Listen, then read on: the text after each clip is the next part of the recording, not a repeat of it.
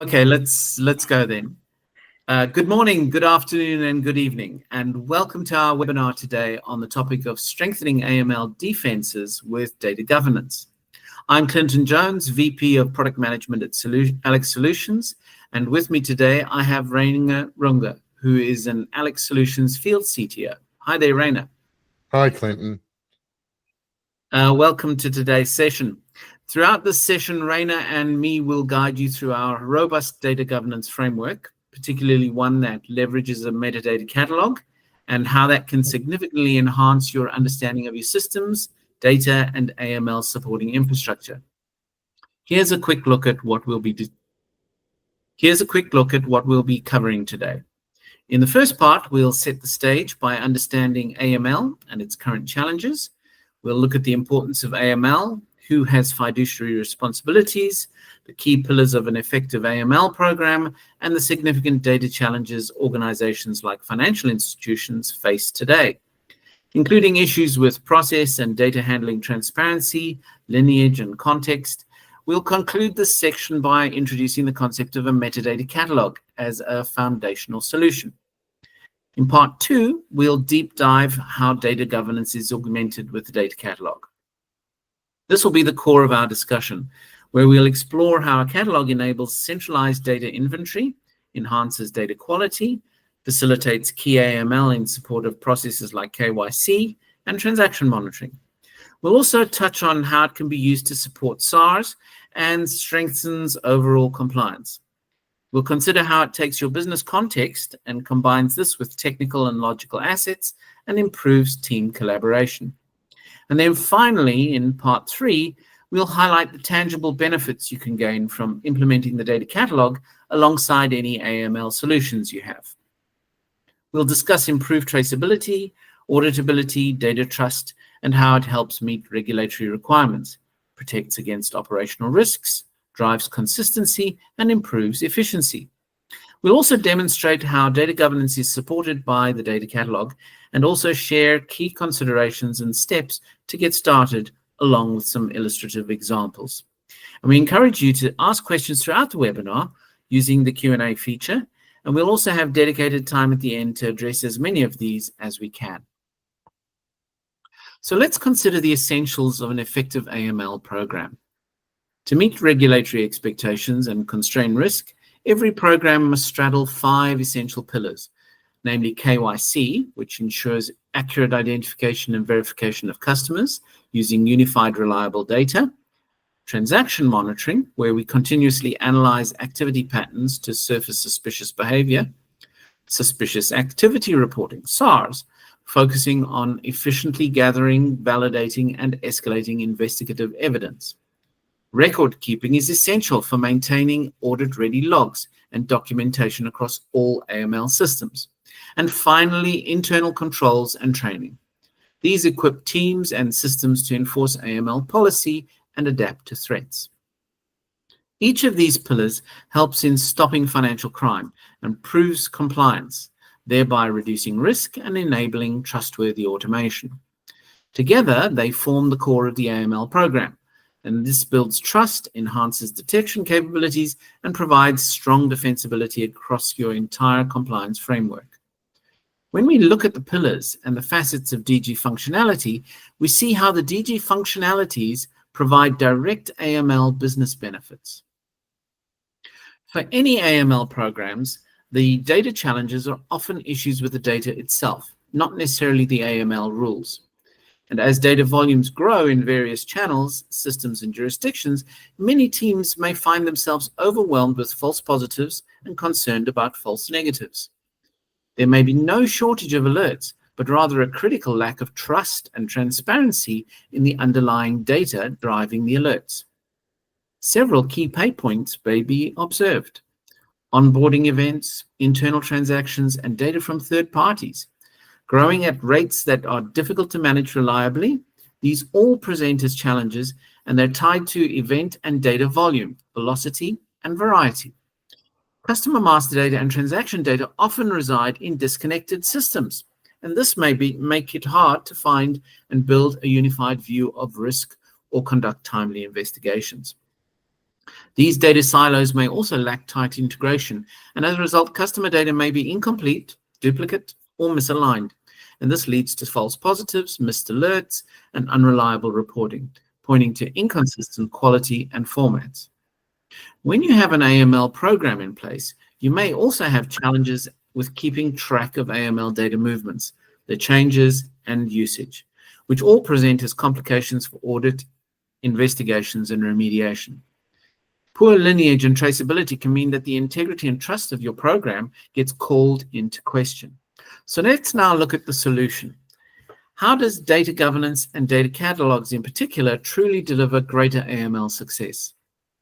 Data governance shouldn't be seen as an additional compliance burden, but as the foundational element that transforms AML, especially AML struggles into strengths and reduces risks.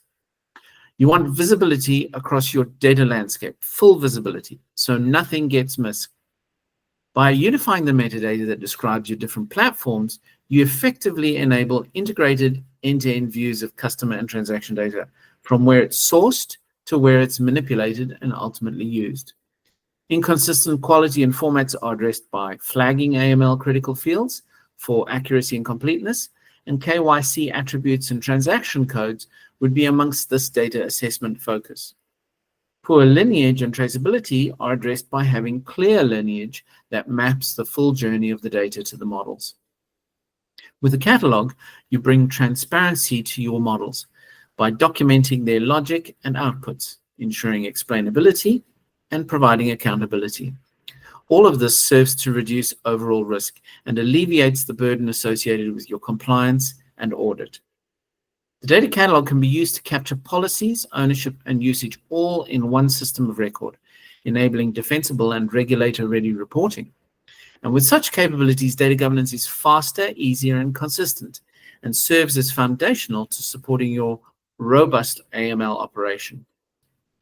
So with all that as background, let's explore with Runge how Alex Solutions can help with your AML data governance program. Hi there, Runge.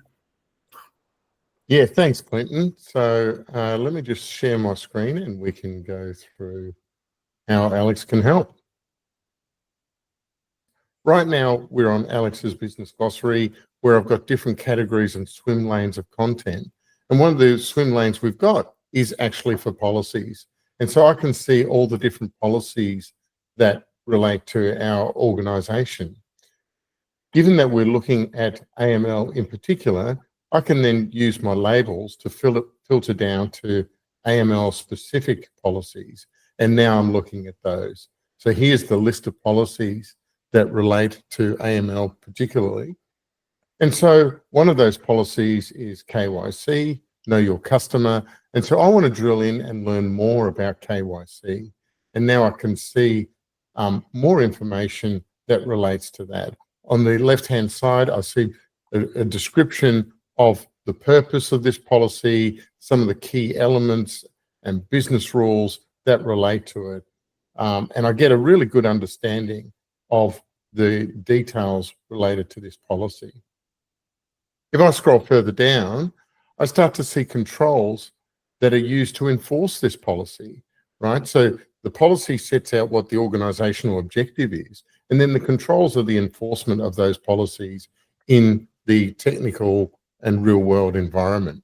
So some of the controls we see here, for example, are the quality validation control. And so now I see, okay, we want to perform a range of checks on KYC attributes, things like type checks, range checks, and so on. If I go further into the details related to these data quality rules, I see a control, I should say, then I see the individual rules that are available to me to enforce these controls over my data landscape. So that then gives us a good understanding of the data quality validation control.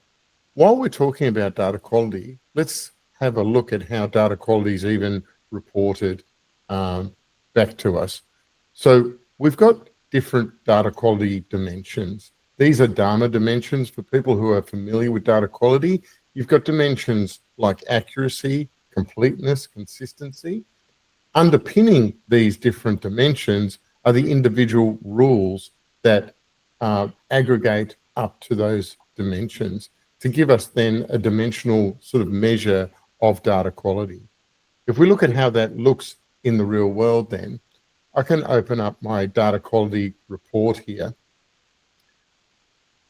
Here we've got a data quality report that shows us for an application how it's performing in terms of data quality.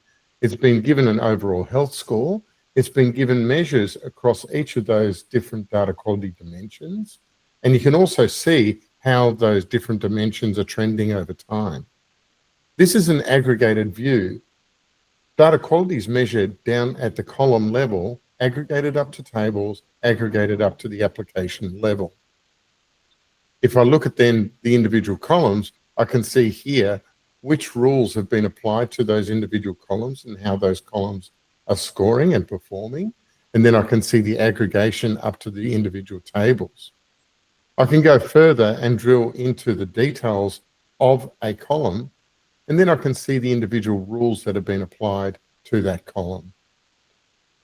I can then see when I've got a data quality issue, how that's impacting my data landscape. So here, I've seen that the data quality rule has been applied to the email address column on this table. Looking at our data lineage service, I can now analyze how that data quality issue is impacting downstream consumption of that data, right down to the end user reports that might be impacted.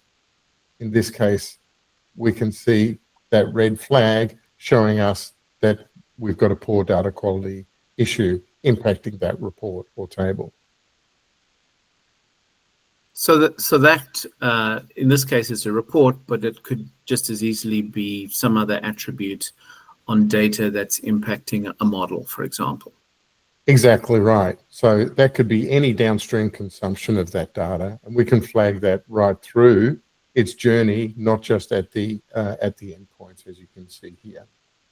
Okay, and that data could be coming from a table, it could be coming from a data warehouse, any application or any place the data is being stored in the data landscape.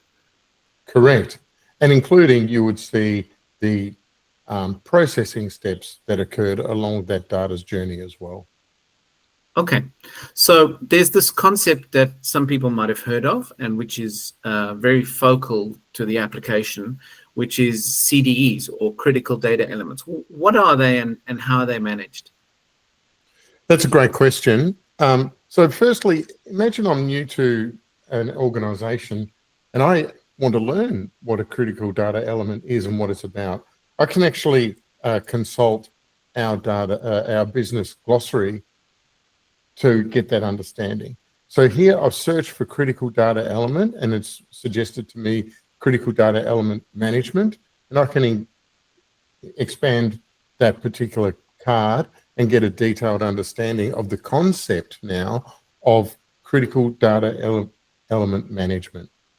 And here it tells me what a critical data element is, why it's important to our organization, and some of the important obligations we have when we are managing critical data elements.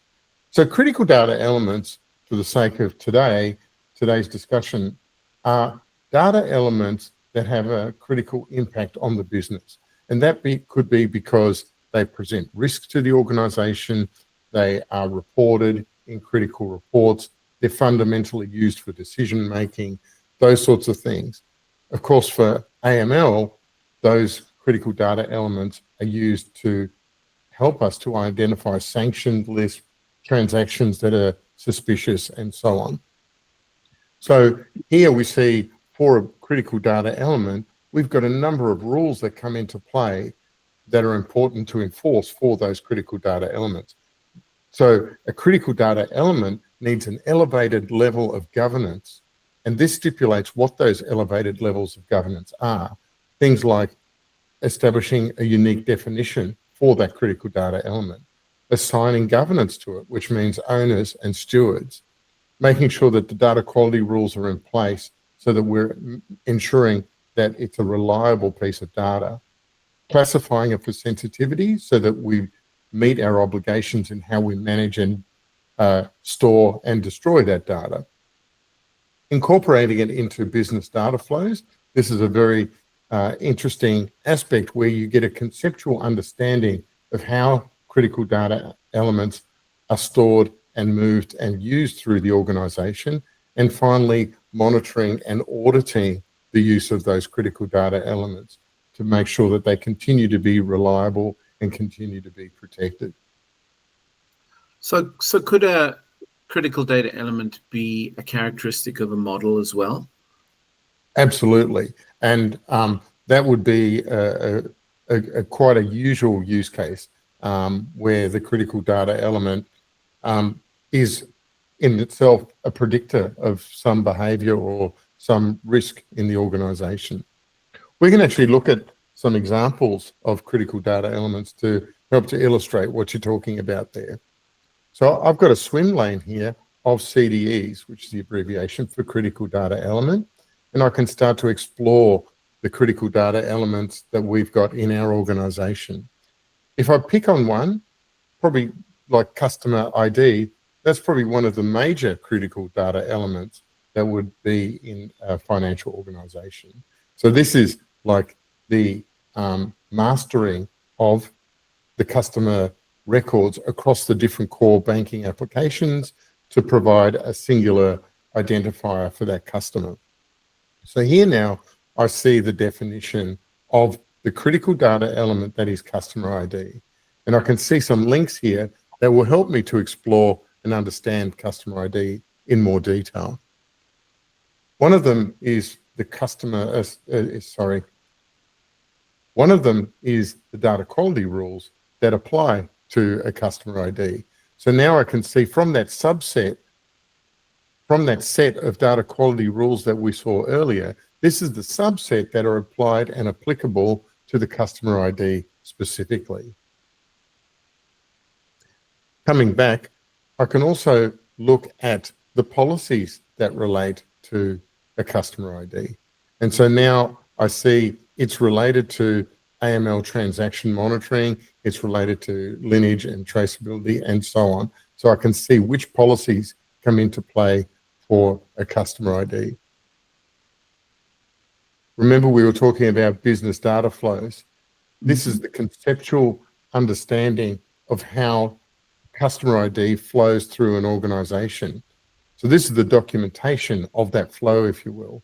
And of course, data flows through an organization for different reasons. So you might have multiple business data flows. We're interested today in the AML data flow. So let's explore that. Here we see that the customer ID, or all AML data, has a source, it's processed, and then it's analyzed. And so this gives me the very top level understanding of those data flows. As I expand, I can start to see which applications store the AML data that we're interested in.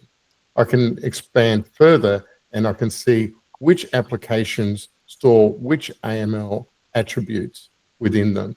So I've got quite a good conceptual understanding here of which data is where. Then I can start to look at, well, where is it being processed? And I can see it's processed in the enterprise data warehouse, and it's also processed within the AML application. And this is where it might be used for exactly what you were talking about, things like models and predictions. And then finally, it's analyzed downstream to do things like ensure that the model accuracy is reliable over time. So this is the business data flow. Coming back to our customer ID, we can also look at the technical data flow. So let's have a look at the technical assets that relate to customer ID. So here we see all the different places where we've stored customer ID in our technical environment. And you can see different technologies being shown here. I can select all of them and perform an impact analysis. And that will help me to understand, where does this data flow within our organization? If I now look at our data lineage service once again, I can see, again, there's sources. It's going into the EDW. It's going into our AML application. It's being used for downstream reporting and analytics, just like we saw in the BDF earlier. The difference now is I'm seeing detailed technical flows as it's flowing through things like tables and views and processes and so on. So I'm getting a much more detailed view of that flow because now I've got a technical interest and a technical context that I'm exploring. Okay, so I see there's a node there. You call them nodes, right? There's a node there that is related to customer transactions, but it doesn't look as though it's going to AML. Yeah, that's a good point. So here, BNPL, which is buy now, pay later, has got an application, and it's got customer ID in it. In our scenario, perhaps we've purchased an organization and integrated it into our ecosystem, and now we've only partially integrated it because we've got the data from that core application. It's coming into our EDW, but it's yet to be integrated into our AML. So that might present a risk to our organization, in fact, because it's not being parsed and protected by the AML sanctions and transaction monitoring as it should be. Okay. And I see you've got banking transactions feeding into AML as well. So how does that relate? So that presumably those transactions would be reviewed by the AML during the transacting process, right? Yeah, well, let's have a look what's happening with that data, right? So we can come into the AML application and we can see that that data is coming into our model. And indeed, as you've suggested, it's coming in through a feedback loop to test the model. And that model, which is being developed here, is probably going through a champion challenger kind of process. You can see it's up to version 3. We would have some monitoring characteristics to say whether that model is still performing at the right level based on the feedback it's getting from that transaction, which is indeed coming from the upstream core banking applications. Okay, and what do we have over there to the left of the customer stats container? So this is the application of the processing coming in. If I expand that out, I can see how that data's flowing through. If I want to see all the inputs to the model, because one thing I'm noticing here is a red flag on that model, and I'm wondering where that's coming from. So I'm going to perform a neighbors on the model now and look at that in detail. And I can see that red flag, which is indicating there's an error in the data, is coming from the sanctions list. If I, again, expand that sanctions list, I can see it's coming from upstream. Here's the sanctions list table, which has got a warning on it. I can explore this particular warning, and I can see under the risk section, it's telling me the data is out of date. It's more than a week old. That in itself, the stale data, represents a risk to us. So that's something that we need to address. The fact that that data is stale has been propagated and flagged in the downstream use of that data. So again, we can take action on that and update our sanctions list data. Is there anything that you would do in the catalog directly to notify someone or give someone a task? Is that something that you could do in here as well? Absolutely. So firstly, notification, we can subscribe to content, subscribe to different kinds of warnings. So if I'm the steward or the owner of this data, I can be notified either via email or within the application. And we can trigger workflows as well so that people need to take action and resolve that incident to close that workflow. Okay, and the application also supports commenting on things within the catalog, right? Absolutely. So I can come into this particular asset now and I can contribute to the discussion here and say, you know, for example, this incident, if I spell it properly, has been investigated. Okay.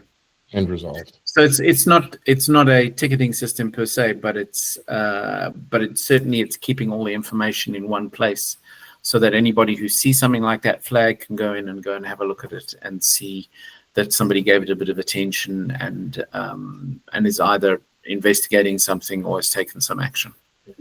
Indeed, and everything that takes place on this platform is audited and is available in the applications history.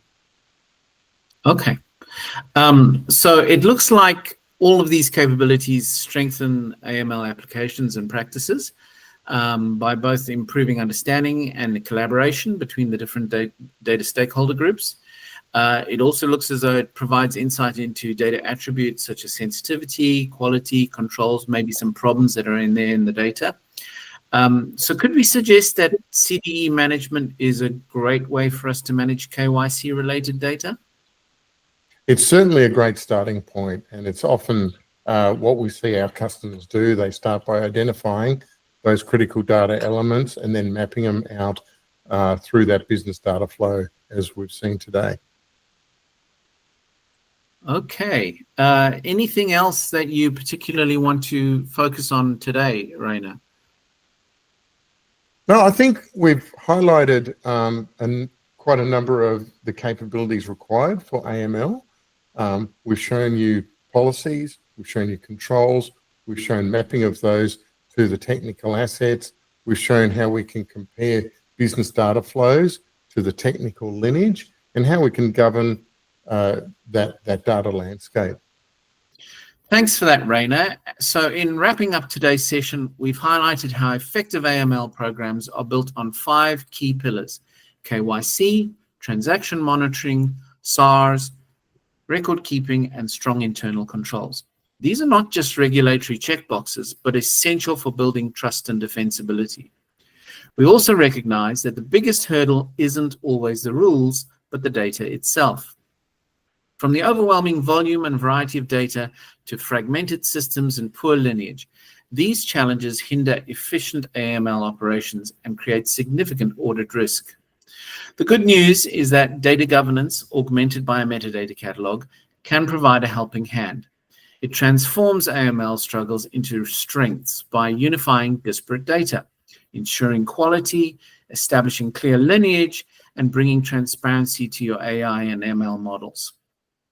Ultimately, a robust data governance foundation enables you to meet regulatory expectations, reduce operational risks, and gain a complete, trustworthy view of your AML landscape. It's the key to turning data chaos into a compliant, efficient, and defensible AML program.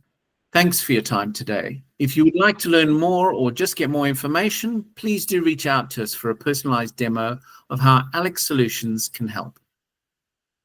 Boom. Thank you. Cheers.